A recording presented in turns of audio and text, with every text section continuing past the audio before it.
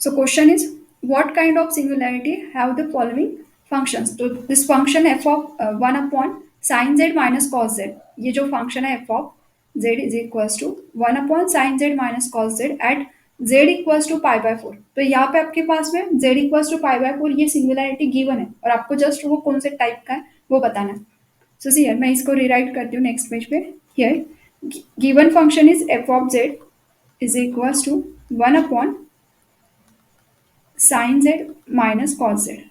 आपको सिंगुलरिटी सबसे पहले कौन सी है वो चेक करना है. अब सिंगुलरिटी मतलब क्या होता है? When our function is not analytic. Function कब एनालिटिक नहीं होगा वो बताना. और फंक्शन कब एनालिटिक नहीं होता है? जब ये डिवीजन का टर्म क्या होगा? Zero. So here is function कब एनालिटिक नहीं है वो निकालने के लिए हम क्या करेंगे? Take sine z minus cos z equals to zero. Clear कि when this function is not analytic if division term is zero. तो डिवीजन टर्म को इक्वेट टू जीरो कर दिया तो ये आएगा. इसको आप सिंप्लीफाई करोगे तो ये हो जाएगा sine z is equals to cos z divide by cos z. हमें जेड की वैल्यू निकालनी है. Sine z by cos z equals to 1. But sine z by cos z is nothing but tan z equals to 1. So what about the z? Z is our tan inverse of 1. और z equals to tan inverse of 1 कौन से value पे आता है? Yes, pi by 4 पे आता है. और कहाँ पे आता है? सिर्फ एक वैल्यू पे तो नहीं आता ना. tan is our periodic function और उसका पीरियड होता है पाई. तो अगर ये पाई बाय 4 पे आता है तो सिमिलरली आपको नेक्स्ट क्या होगा? अगर इस पाई बाय 4 के अंदर आप पाई ऐड करते हो तो again still it is a pi by 4 में पाई को ऐड कर दो तो it is A 5 pi by 4. ऐसे ही ये कंटिन्यू चलेगा. अब यहाँ पे जैसे मैं प्लस कर रही हूँ similarly we can take minus pi by 4. So इसका मतलब क्या हो गया? जेड में अगर आपने plus minus n pi add कर दिया so here z equals to plus minus n pi where n is our pi by 4 में अगर 1 ऐड करते तो 5 पाई बाय 4 होगा ना.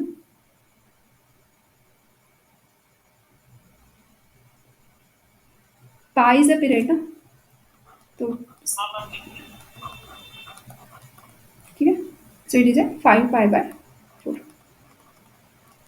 सो इसमें जैसे प्लस कर दिया वैसे ही आप माइनस करोगे तो भी होगा. तो मतलब प्लस पाई बाय 4 पे आ रहा है वैसे इसमें से माइनस कर दोगे पाई तो भी हो जाएगा. सो प्लस माइनस पाई करते जाना है. तो पाई बाय 4 में एक पाई ऐड किया फिर माइनस पाई कर दिया प्लस अगेन 2 पाई माइनस 2 पाई. मतलब एन का वैल्यू क्या होगा? 0 1 2 3 एंड सो ऑन.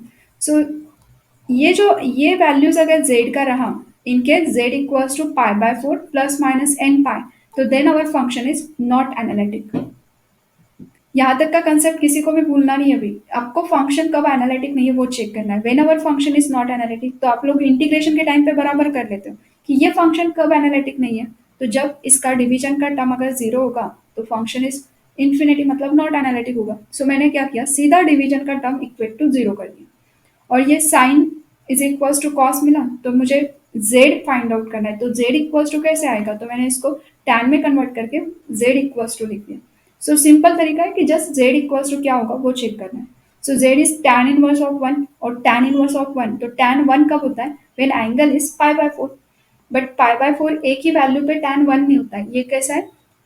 tan का पीरियड है पाई मतलब पाई आप ऐड करोगे और फिर से पाई ऐड करोगे तो वो फिर से वही वैल्यू देता जाएगा. मतलब tan अगर पाई बाय 4 पे 1 वैल्यू दे रहा है तो आप पाई बाय 4 में पाई ऐड करोगे तो tan 5 pi by 4 is again 1. इसमें फिर से पाई ऐड कर दो तो tan here again if we add the pi then it is a 9 pi by 4 is again a 1. इसका मतलब है आप कितनी भी पाई बार पाई ऐड करोगे तो स्टिल वी गेट 1. मतलब z का वैल्यू ये ऐसे बनते जाएगा. जैसे मैं पाई को ऐड कर रही हूँ उसी तरह से आप सब्ट्रैक्ट भी कर सकते हो. So here this one is a singularity. और ये एक टाइम पे एक ही सिंगुलैरिटी आ रही है मतलब पाई बाय 4 और 5 पाई बाय 4.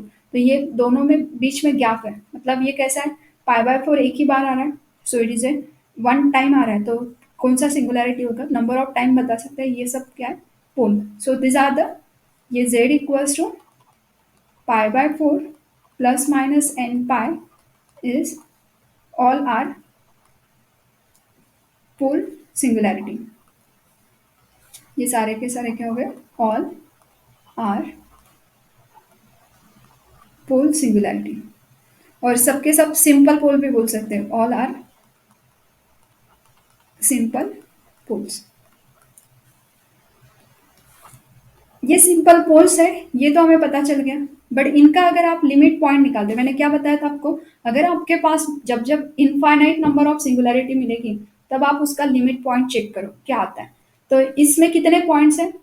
यहाँ पे इनफाइनाइट पॉइंट्स हैं। यहाँ पे n का वैल्यू आप चेंज करते जाओगे तो we get a infinite singularity.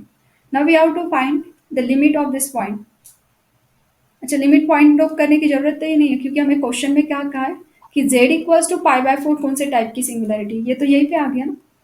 n का वैल्यू क्या है? 0 1 2, तो n अगर 0 हो गया तो z equals to pi by 4। मतलब हमें तो सिर्फ इसी का पूछा था ना, z equals to pi by 4 कौन सी टाइप की सिंगुलैरिटी है। तो here z equals to pi by 4 is simple pole. ये हो गया हमारे फर्स्ट क्वेश्चन का आंसर, यही तक के लिखना है आपको। Pi by 4 is a simple pole. Second question देखो, सेकेंड में आपको क्या लिखा है? 1 minus e raise to power z divided by 1 plus e raise to power z and z equals to infinity. ये कौन से टाइप का सिंगुलैरिटी है वो बताना है। So here given function f of z is equals to 1 minus e raise to power z divided by 1 plus e raise to power z at z equals to infinity. कोई जरूरत नहीं उसकी, हमें डिवीजन ही देखना है ना। सिंगुलैरिटी के लिए हम क्या कहते हैं? Check when this division term is zero. तो सिंपल तरीका क्या होता है सिंगुलैरिटी फाइंड आउट करना है, तो ये डिवीजन का टर्म अगर जीरो हो गया तो this is a function is infinity, मतलब not analytic. So division term is zero तो फंक्शन नॉट एनालिटिक, तो ये डिवीजन टर्म को इक्वेट टू जीरो किया। तो therefore e raise to power z equals to -1।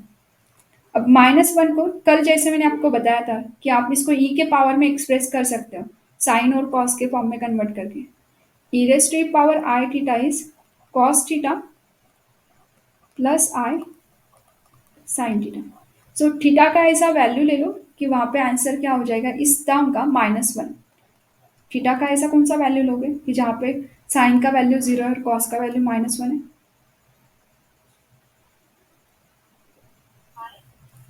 It is a pi because cos pi is -1 and sin pi is 0. Now here angle अगर pi है तो if we write in the form of e and we know that sin and cos are periodic function of period 2 pi, तो इसमें 2 pi कितनी भी बार add करोगे तो कोई फर्क नहीं पड़ेगा। सो मैं इस cos के अंदर जो pi एंगल है उसमें 2 pi n टाइम्स ऐड कर देती हूँ। वैसे ही sin के अंदर we can add 2 pi n times. So here मैं साइन के टर्म में 2n पाई n टाइम्स ऐड करेंगे। सो अगर इसका एंगल 2n पाई है तो we can write this term as e raise to power pi plus 2n pi into i. ये वाला स्टेप समझ में आ गया? कल बताया था वही है। Yes, here -1 is equals to cos के एंगल के अंदर हमने 2n पाई ऐड कर दिया और साइन के एंगल में भी हमने 2n पाई को ऐड कर दिया because sign and cos periodic function of period 2 पाई। तो 2 पाई कितनी भी बार ऐड करने से कोई फर्क नहीं पड़ता है, तो हमने n टाइम्स ऐड किया। So -1 is equivalent to this one, तो इस -1 की जगह पे पुट कर दो। So here e raised to power z is equals to e raised to power -1 we can write pi plus 2n pi i। Both term अगर e के power में है तो दोनों के इक्वेट करने से क्या मिलेगा? z equals to pi plus 2n pi i। That means our z is 1 plus 2n और पाई का टर्म कॉमन निकाल लो, सो पाई i। तो हमें सिंगुलैरिटी फाइंड आउट करना था फंक्शन के लिए। सो when this function is not analytic if division term is 0, और डिवीजन टर्म को 0 लेके z का वैल्यू निकालना था, तो ये आ गया हमारा z का value. Here n is our 0 +-1 +-2 and so on. So how many singularities for this given function, कितने सिंगुलरिटीज है?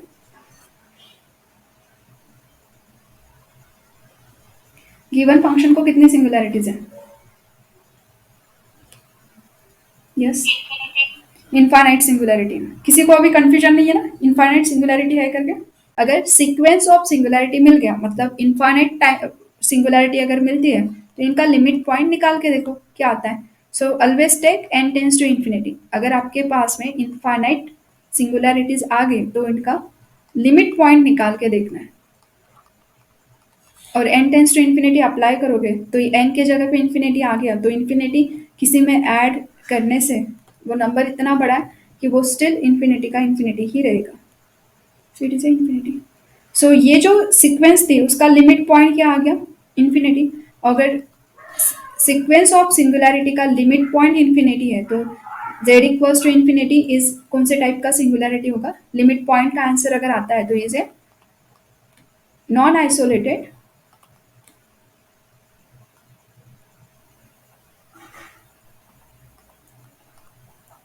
Non isolated essential singularity. Suppose आपका फंक्शन है f of z equals to sine z minus cos z. पहला example में हमने one upon देखा था, यहाँ पे कैसा है? Sine z minus cos z numerator में। तो at z equals to infinity आपको इस सिंगुलरिटी का टाइप बताना है। सीयर, अगर आपके पास में फंक्शन ऐसा है f of z equals to one upon z minus three, so tell me when this function is not analytic. ये फंक्शन कब एनालिटिक नहीं रहेगा? At three. At z equals to 3 f of z is not analytic। क्या किया हमने? Division का term देखा कि ये डिवीजन का टर्म अगर जीरो हो गया तो ये फंक्शन एनालिटिक नहीं रहेगा इस पॉइंट के ऊपर। अब ये वाला जो फंक्शन है इसमें डिवीजन में टर्म था, कभी कभी ऐसे tan z रहता है, तो tan z में डिवीजन का टर्म नहीं है तो आप इसको साइन बाय कॉस कर देते हो, फिर कॉस को इक्वेट टू जीरो कर देते ना, और फिर सिंगुलरिटी बताते हैं। इस क्वेश्चन में डिवीजन में क्या है? इसको इक्वेट टू जीरो किया।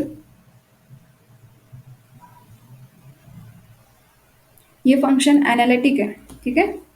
इस फंक्शन को कहीं पे सिंगुलरिटी नहीं है। This function f of z is equals to sine z minus cos z is our analytic function. ये एनालिटिक फंक्शन है, इसको कहीं पे प्रॉब्लम नहीं है, बट इन्होंने at z equals to infinity singularity बता दी है। अब ये कैसे निकालेंगे? ये यहाँ से ना, ये छोटा सा न्यू कंसेप्ट है। अगर ये फंक्शन एनालिटिक है तो इसको कहीं पे भी प्रॉब्लम नहीं है, बट अगर आप z का वैल्यू ही इन्फिनिटी डाल दोगे तब इसको प्रॉब्लम होगा। और इन्फिनिटी कोई नंबर नहीं, मतलब हमारे जो कॉम्प्लेक्स प्लेन के नंबर बोलते हैं ना, C is a complex collection of complex number, तो इसके अंदर इन्फिनिटी नहीं रहता है। This infinity is not contain in a complex plane. So हम ये कह सकते हैं कि our function f of z is analytic, कहीं पे भी प्रॉब्लम नहीं, कोई भी z का वैल्यू रहो, this function is analytic. So this is our analytic function. Okay, analytic function, ये हमारा एनालिटिक फंक्शन ही है, कोई प्रॉब्लम नहीं है। बट अगर हम इन्फिनिटी की बात करते हैं, मतलब हम अभी एक्सटेंडेड कॉम्प्लेक्स प्लेन बोलते हैं उसको, जब आप इन्फिनिटी की बात करते हो ना, that is called extended complex plane. So अगर मुझे इन्फिनिटी की बात करते हैं तो ऐसा अगर कोई फंक्शन है जिसको कहीं पे भी प्रॉब्लम नहीं है, इस टाइप का फंक्शन जो एनालिटिक है, तो तब ये z इक्वल्स टू इन्फिनिटी क्या होता है?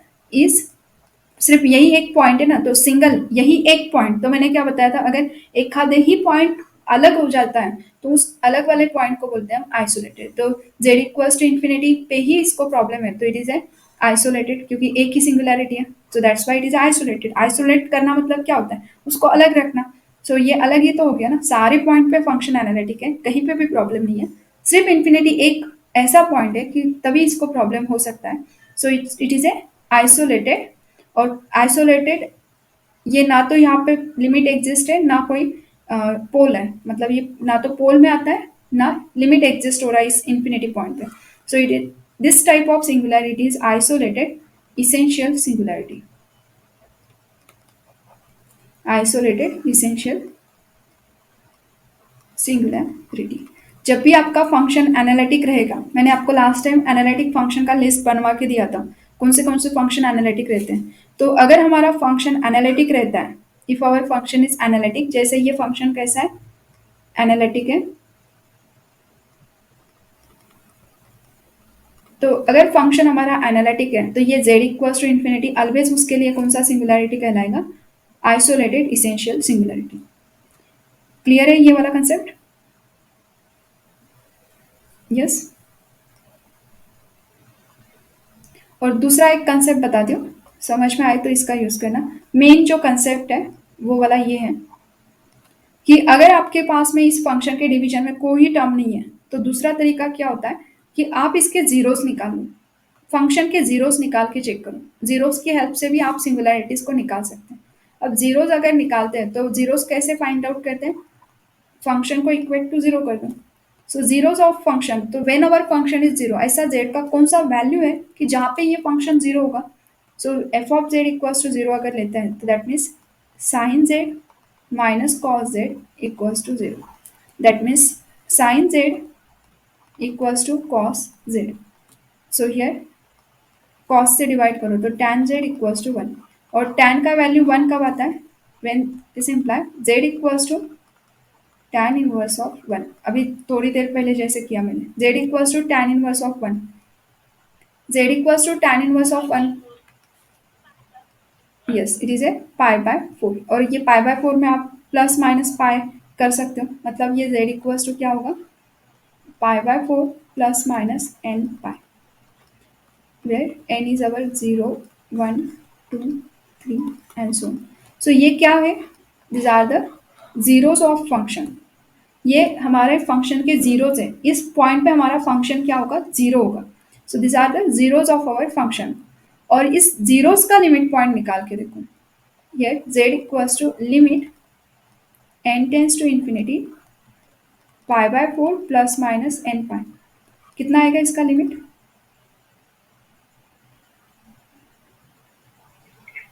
इन्फिनिटी। सो ये जो है ना z equals to infinity answer आ गया, तो इसको क्या कहेंगे, ये किसका लिमिट है, जीरोस का, ना कि सिंगुलरिटीज का। ये सारे की सारी क्या थे, zeros of f of z. ये this all the values of जेड्स are nothing but the zeros of our f of z. तो इस पॉइंट पे हमारा फंक्शन जीरो होने वाला था, और इसका लिमिट को पॉइंट क्या है, infinity. So here z equals to infinity is limit point of zeros. अगर ये जीरोस का लिमिट पॉइंट है, if it is a limit point of zeros, तो इसको कहते हैं is isolated essential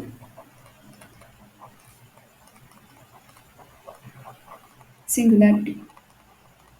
this is called isolated essential singularity। तो मैं इसका ना एक नोट करके लिख के देती हूँ, कंफ्यूजन ना हो इसलिए।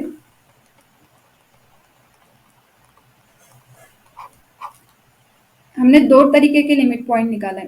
पहला लिमिट पॉइंट कौन सा निकाला था, अगर हमने z equals to a, suppose आपके पास में कुछ आंसर आ गया, z इक्वल्स टू कुछ भी आंसर है आ सकता है यहाँ पे, सपोज आपको मिल गया z equals to a is limit point of singularity, z equals to a is a limit points of singularities, then z equals to a is called non isolated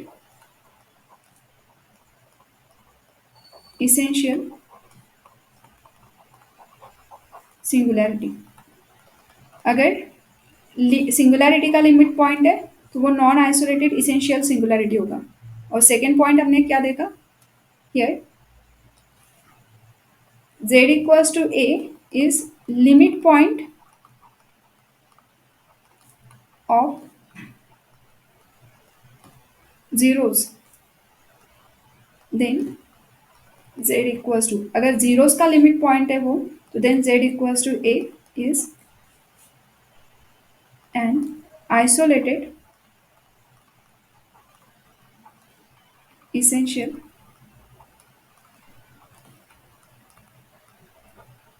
singularity, तब ये आइसोलेटेड इसेंशियल सिंगुलैरिटी के part में है। ये जो points मैंने explain किया ना, दोनों का एट ए टाइम ये एग्जांपल बताती हूँ, शायद कंफ्यूजन होगा तो यहाँ से दूर होगा। देखो मैंने आपको क्या कहा कि आपके पास में यहाँ पे है जो लिया हुआ एग्जांपल है, उसी में से एक लेती हूँ। सपोज आपके पास में फंक्शन है f of z equals to z cosec z, इसकी सिंगुलैरिटी बताना है। तो मैं यहाँ पे क्या करूँगी, एफ ऑफ जेड को हम क्या लिख सकते हैं जेड, और cosec we can write it is a sine z. So when this function is not analytic, ये फंक्शन कब एनालिटिक नहीं रहेगा, जब आपका sine z equals to zero आएगा।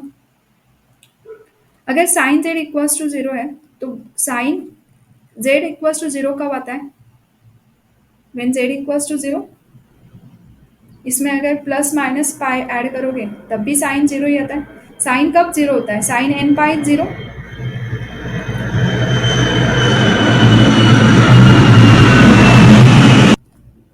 So here z equals to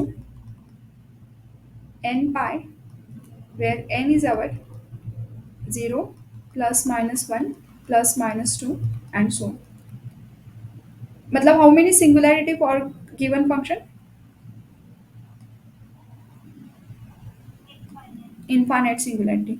If our function having infinite number of singularity, then we have to find its limit point. तो ये सारी की सारी क्या है, z equals to n pi, n equals to 0, plus minus 1, plus minus 2 and so on, all are whole सिंगुलैरिटीज। ये सारे के सारे क्या है, सिंगुलैरिटीज है। ये इंपॉर्टेंट है इसमें कि ये सब के सब सिंगुलैरिटीज है। अब इनफाइनाइट है तो हम इसका लिमिट पॉइंट निकालेंगे, तो निकालो इसका लिमिट पॉइंट कितना आएगा, आंसर इसका इन्फिनिटी। ये किसका लिमिट पॉइंट है, सिंगुलैरिटी का लिमिट पॉइंट है। किसका लिमिट पॉइंट है, सिंगुलैरिटीज का। ये क्या थी, सिंगुलैरिटी थी ना, फंक्शन डिवीजन का टर्म जीरो है तो फंक्शन को प्रॉब्लम है, मतलब function is not analytic. So division का टर्म इक्वेट टू जीरो करके आपने क्या बता दिया कि दिस ऑल आर द सिंगुलैरिटीज।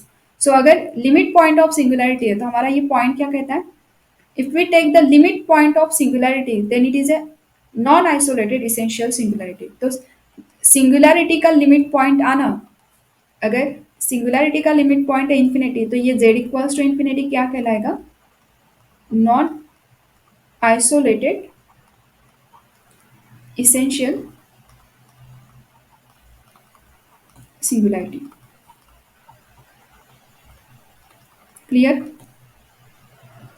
ये समझ में आ गया क्या, किसका सिंगुलैरिटी है ये, इन्फिनिटी लिमिट पॉइंट है, नॉन आइसो सिंगुलैरिटी का लिमिट पॉइंट है। तो सिंगुलैरिटी का लिमिट पॉइंट क्या कहलाता है, non isolated essential singularity. Example समझ में आया क्या ये वाला, यस। अब दूसरा एग्जाम्पल देखो, यहाँ पे मैंने यहाँ पे एग्जाम्पल लिया था sine z minus cos z, इसके डिवीजन में कुछ भी नहीं है, और ये जो फंक्शन रहता है sine z minus cos z, ये कैसा होता है, ये होता है हमारा एनालिटिक फंक्शन। इसको कहीं पे प्रॉब्लम नहीं है, this is our analytic function. तो हम इसके क्या निकालेंगे, जीरोस निकालेंगे। So to find zeros of f of z, take, अगर आपको जीरोस ऑफ फंक्शन के निकालने, तो जीरोस मतलब क्या होता है, जीरोस मतलब ऐसा जेड का वैल्यू कि जहाँ पे आपका फंक्शन क्या होगा, जीरो होगा। तो take f of z equals to zero, मतलब मुझे ये कहना है कि अगर आपके पास में f of x equals to x minus two लिखा है, तो when this function is zero, ये फंक्शन कब जीरो होगा, z f of z equals to z minus two, at z equal x equals to two. तो ये x equals to two क्या कहलाएगा, zero of f of x. So जब function zero होता है किसी वैल्यू के ऊपर, तो वो वैल्यू क्या कहलाती है, गिवन फंक्शन का जीरो। तो इस फंक्शन के मुझे जीरो निकालना है, तो ये कब कब जीरो होगा, तो मतलब हमें फंक्शन को इक्वेट टू जीरो करके जेड का वैल्यू निकालना है। So here our function is sine z minus cos z equals to zero. तो कब ये फंक्शन जीरो होगा, तो ऐसा कौन सा जेड का वैल्यू है।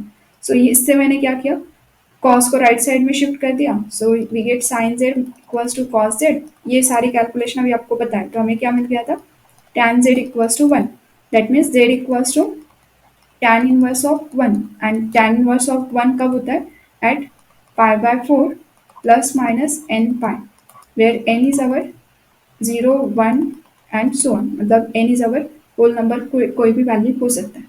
सो यहाँ पे कितने नंबर ऑफ जीरोस है फंक्शन को, इनफाइनाइट। ये सारे के सारे क्या है, zeros of f of z. तो देर आर इनफाइनाइट जीरोस, अगर इनफाइनाइट जीरोस है तो इसका लिमिट पॉइंट निकालो।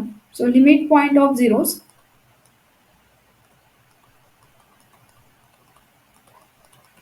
ये आंसर अगर निकाल दे तो वी गेट इन्फिनिटी। अब यहाँ पे भी इन्फिनिटी आंसर आ रहा है, पर ये इन्फिनिटी किसका आंसर है, जीरोस का लिमिट पॉइंट है। तो जीरोस का लिमिट पॉइंट क्या कहलाता है, it is A isolated essential singularity.